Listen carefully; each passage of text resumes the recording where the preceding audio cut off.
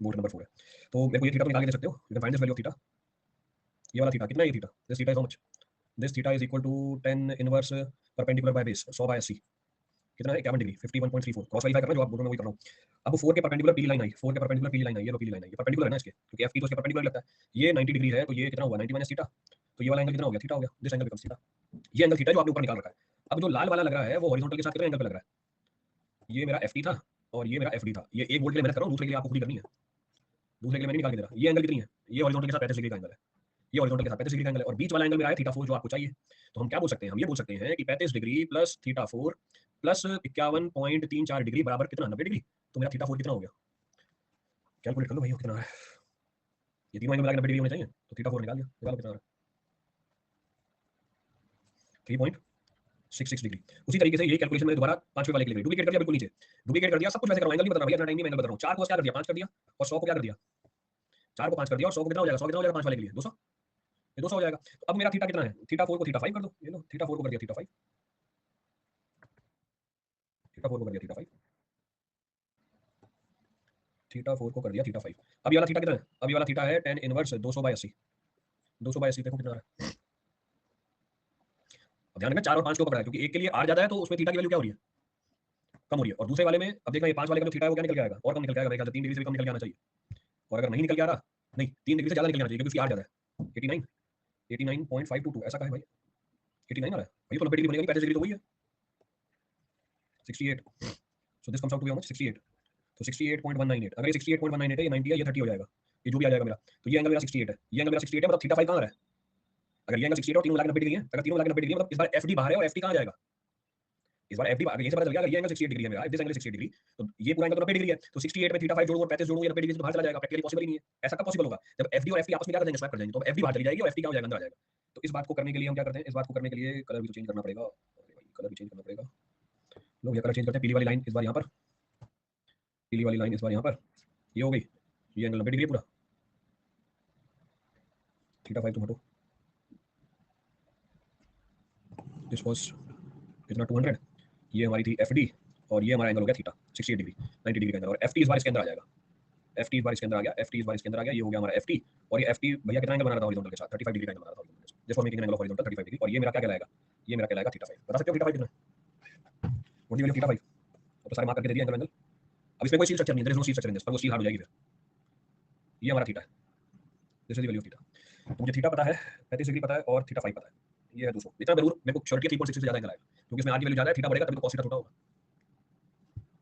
तो थीटा 5 कैसे निकाले, हाउ टू कैलकुलेट दिस, मैं बोलूंगा 35 minus theta 5 plus theta minus theta 5 should be equal to what, इसमें से ये घटाया यहाँ तक पहुंचा, और इसमें ये जोड़ दिया था 190 डिग्री, तो हम बोलेंगे 35 degree minus theta 5 plus 68.198 should be बराबर 90 डिग्री। तो बताना भैया थीटा 5 कितना होगा, 13.19 डिग्री। अब जाके ये पूरी कार्रवाई खत्म हुई है। अब जब पूरी कार्रवाई खत्म हुई है, आप क्या निकाल सकते हो आप, अब टॉर्शन फोर्स निकालो। तो एफ टी कौन से वाले बोल्ट में, चौथे वाले बोल्ट में, एफ टी अगर चौथे वाले बोल्ट में निकालना है तो कैसे निकालूंगा, टी, अब तो मैग्नीट्यूड के साथ डालूंगा क्योंकि वो माइनस साइन का सिग्निफिकेंस पीछे आ गया, तो t multiplied by what, t multiplied by r चार divide by what, divide by summation r i का होल स्क्वायर। तो टी है हमारा 32.71 पी, आर चार की वैल्यू कितनी है यही है स्क्वायर रूट ऑफ 80 का स्क्वायर, और स्क्वायर रूट ऑफ 80 का होल स्क्वायर इनटू 100 का होल स्क्वायर डिवाइड बाय, ये आपने बताया था 264000, ये हमारा ft4 आ गया। बताओ भैया कितना आ रहा है ft4, टॉर्शनल फोर्स चौथे बोल्ट के अंदर। उसी तरीके से मैं निकालूंगा टॉर्शनल फोर्स पांचवें बोल्ट के अंदर, t इंटू आर पांच upon summation of r i का whole square 32.71 p into square root of 80 का होल स्क्वायर इंटू 200 का होल स्क्वायर अपॉन 264000, निकाल के तो भैया टॉर्शनल फोर्स दोनों के अंदर कितना आ रहा है।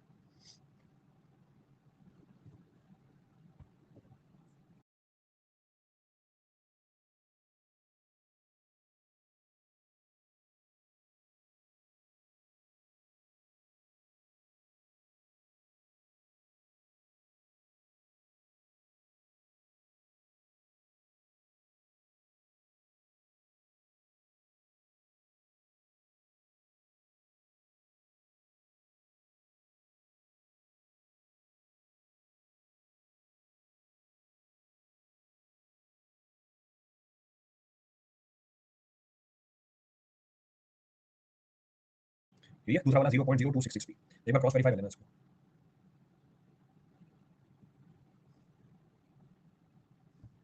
0.0158 ठीक है।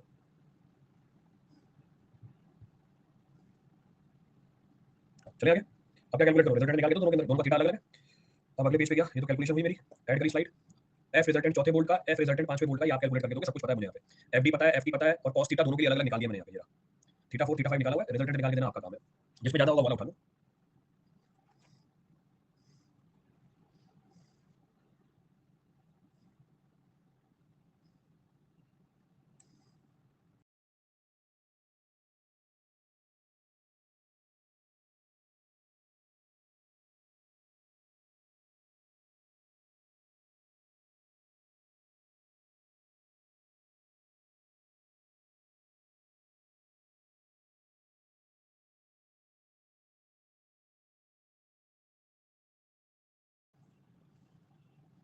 अरे किसका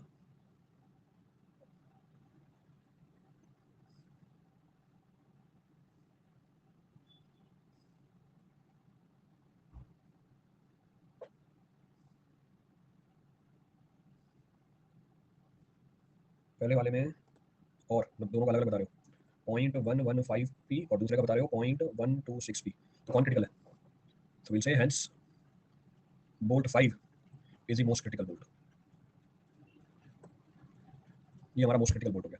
सो we'll say for safety what is the condition? For safety 0.126 P should be less than equal to, कितना था भाई वो, डिजाइन स्ट्रेंथ निकालेंगे पूरी 44.1, 44.1 पी की वैल्यू निकाल दो, should be less than equal to what?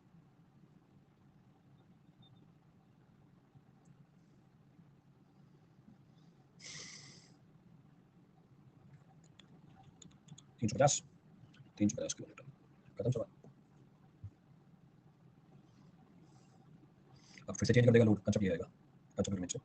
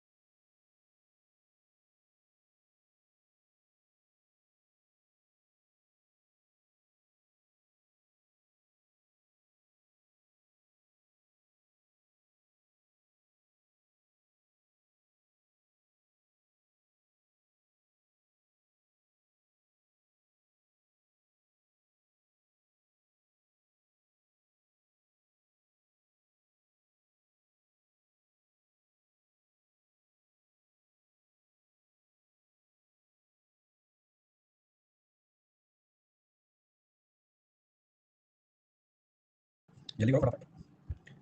तो सारा गेम वो मोस्ट क्रिटिकल बोल्ट आइडेंटिफाई करने का था। अब वो पीछे से रख लेना कि वर्टिकल डायरेक्शन में होगा हमेशा, दूसरा और छठा बोल्ट क्रिटिकल होगा नहीं होगा, वो आपको ढूंढना ही पड़ेगा कंसेप्ट अप्लाई करके।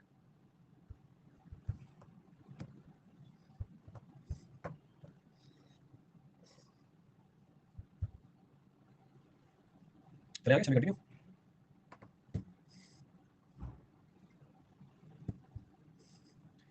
तो पहला सेंटर कनेक्शन तो हो गया, अब दूसरा सेंटर कनेक्शन कौन सा था हमारा?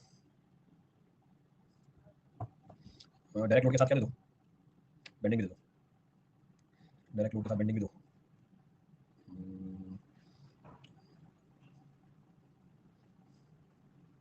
चलो उठाते हैं। नंबरिंग कैसे डाली थी पहले वाले कनेक्शन की? पहले वाले कनेक्शन की नंबरिंग क्या डाली थी हमारी? ए बी कुछ तो डाला होगा। So a, so bolt subjected to, so bolt subjected to direct loading and bending moment, ये भी हो नहीं पाएगा। चलो कोई स्टार्ट तो करते हैं, कुछ तो आगे बढ़ेगा। खत्म आपका ये वोल्टेज कनेक्शन, तो फिर नेक्स्ट क्लास में कल हम वेल्डिंग स्टार्ट कर देंगे, और स्टार्ट होगी वेल्डिंग, ये थोड़ा सा ही बच जाएगा। मोमेंट भी देना है हमें, कल डायग्राम बनाया था उसमें मोमेंट टॉर्शन दोनों दिखाया ना 3D के अंदर, वो तो शो दोनों की दोनों चीजें दिख रही थी कल वाले डायग्राम के अंदर। तो ऑब्वियसली हर बार मैं आपको 3D बना के दे सकता, बट ठीक है, क्लैरिटी मिल जाएगी आपको इस डायग्राम से भी।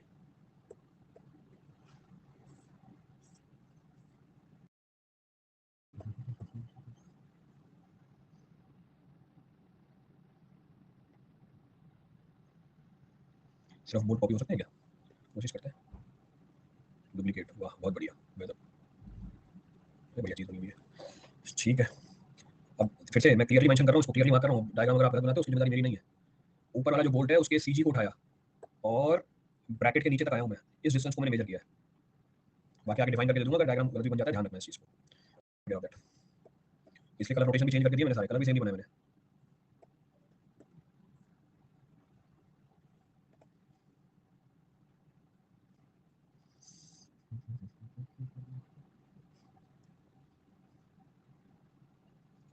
दिस इज द एच, ये तो हमारा सेंटर आ गया, h/2 चला जाएगा, उससे मुझे कोई लेना देना नहीं है। अगर उससे कोई लेना देना नहीं है तो फिर h/2.5 और नीचे लेके जाना पड़ेगा, और नीचे लेके जाना पड़ेगा, तो और नीचे लेके जाओ ताकि दिखे एक्चुअल में क्या कहानी है। अगेन कोइंसिडेंस है, क्या कोइंसिडेंस है कि यू आर डूइंग फॉर्म पे ही बेंडिंग स्ट्रेस निकाले उसके अंदर आपने, talk about bending stress there, तो उसमें बेंडिंग स्ट्रेस की बात करें तो बेंडिंग मोमेंट की वजह से स्ट्रेस डेवलप होगा न्यूट्रल एक्सिस के ऊपर, टेंसाइल, न्यूट्रल एक्सिस के नीचे कंप्रेसिव। कैसी हॉगिंग मोमेंट है, देखो सेगिंग मोमेंट है, हमारे वाले केस में भी हॉगिंग मोमेंट है, सेगिंग मोमेंट है। हॉगिंग मोमेंट तो इस बार न्यूट्रल एक्सिस के नीचे क्या डेवलप होगी, इस बार न्यूट्रल एक्सिस के नीचे क्या डेवलप होगी, कंप्रेशन और उसके ऊपर टेंशन, h/7। तो h/7 ये लिख दिया कंप्रेशन है, ये लिख दिया ये टेंशन है, कंप्रेशन और टेंशन लिखा है, और बोल्टों को सामने लेके आओ, ये हमारे बोल्टों के अंदर कंप्रेसिव स्ट्रेस है, मल्टीप्लाई करना पड़ेगा बोल्ट के एरिया से, ये हमारे बोल्ट है, दीज आर बोल्ट। तो एच कहां से मेजर किया मैंने, ब्रैकेट के बॉटम से लेके टॉप वाले बोल्ट के सीजी तक, ये चीज आपको ध्यान रखनी है। This is the H which is being measured, उसको मैं सेपरेट आउट कर देता हूं क्योंकि व्हाइट कलर बहुत ज्यादा यूज कर लिया, तो डिफरेंशिएट करने के लिए उसका कलर चेंज कर दिया, भैया ये एच है हमारा, बाकी आप अपना कलर जो यूज करते हो आप देखो, डायग्राम बनाओ आगे देख लेते हैं। तो इस बार जो सेंटर ऑफ रोटेशन है वो CG of the bolt group नहीं होता है, रीजन बीइंग न्यूट्रल एक्सिस के नीचे क्या डेवलप हो जाती है, कंप्रेशन, न्यूट्रल एक्सिस के ऊपर क्या डेवलप होती है, टेंशन, और कंप्रेशन एरिया बढ़ जाता है। क्योंकि कंप्रेशन एरिया बढ़ जाता है इसलिए हम अज्यूम करते हैं कि हमारा जो रोटेशन हो रहा है, जो न्यूट्रल एक्सिस है वो कितनी दूरी पे, h/7 दूरी पे, तो देखिए यही चेंज है यहाँ पे, this is the change.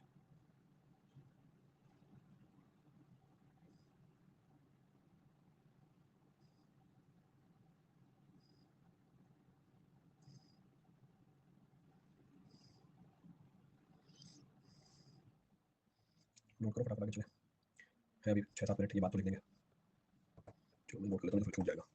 So we'll से here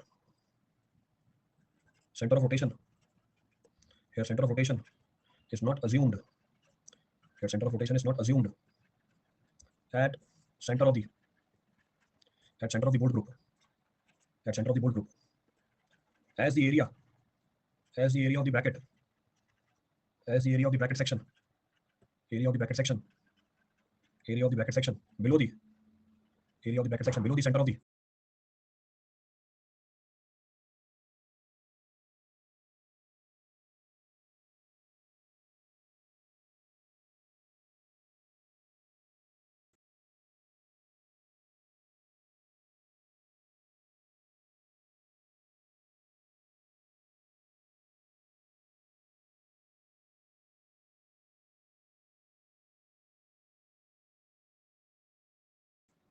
below the center of the rotation is in compression, below the center of the rotation is in compression, is in compression, and is more, and is more than the area, than the area of the bolt in tension, area of the bolt in tension।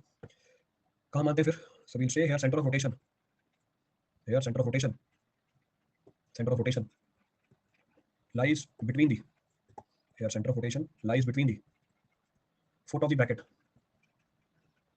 foot of the bracket and the foot of the bracket and the center of the bolt group, foot of the bracket and center of the bolt group, center of the bolt group, that is h/7 from the base of the, h/7 from the base of the bracket, h/7 from the base of the bracket। h क्या है, it is the depth of, h is the depth of, it is the depth of bracket measured, depth of the bracket measured, depth of the bracket measured from the bottom of the, measured from the bottom of the, measured from the bottom of the bracket, measured from the bottom of the bracket, measured from the bottom of the bracket to the cg of a topmost bolt, cg of the, undo नहीं होना, cg of the topmost bolt, cg of the topmost bolt, cg of the topmost bolt in the connection, जो पीछे diagram में clearly mention किया और बोल भी दिया है, ध्यान रखना उसका, cg of the topmost bolt in the connection। तो डायरेक्ट शेयर फोर्स कितनी हो जाएगी यहाँ पे, वो लिख देंगे और बेंडिंग के अंदर कर निकाल लेंगे। तो विल से hence shear force in ith bolt will be how much, direct shear force की बात कर रहा हूँ, due to direct loading, due to direct loading will be how much, due to direct loading, so vs by will be equal to p by n। Moment की वजह से कल निकालेंगे, वो भी बताने लग गया तो टाइम निकल जाएगा, अभी मेरी दूसरी क्लास भी इसके बाद। तो shear force in the ith bolt due to direct loading, यहाँ तक बता दिया, मोमेंट की वजह से कल कर लेंगे, कल आपका खत्म हो जाएगा, वेल्डिंग में एंटर कर देंगे।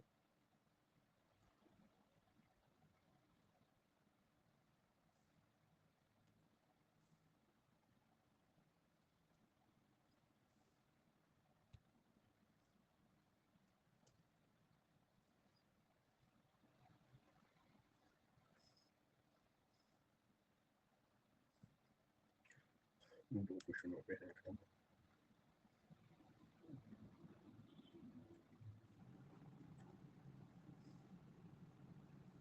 डन।